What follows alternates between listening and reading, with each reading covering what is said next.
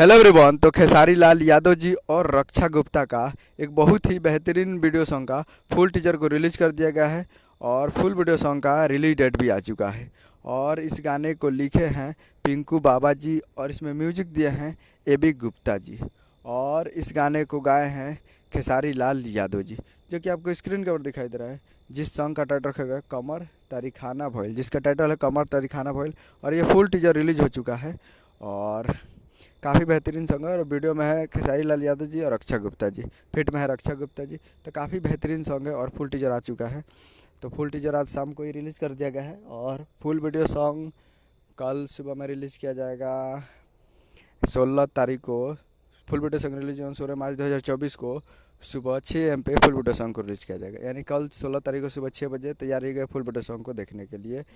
सूजे music world present Bhojpuri YouTube channel पर, सूजे music world present Bhojpuri YouTube channel पर कल सुबह 6 बजे तैयार रहेगा। उम्मीद करें वीडियो चला चैनल को सब्सक्राइब करें, बेल आइकन ताकि से खेसारी लाल यादव जी का लेटेस्ट न्यूज़ आता है। वीडियो अच्छा तो वीडियो को एक लाइक कीजिए, चैनल को सब्सक्राइब कीजिए। मिलता है अगले वीडियो में, तब तक के लिए जय हिंद, जय भोजपुरी।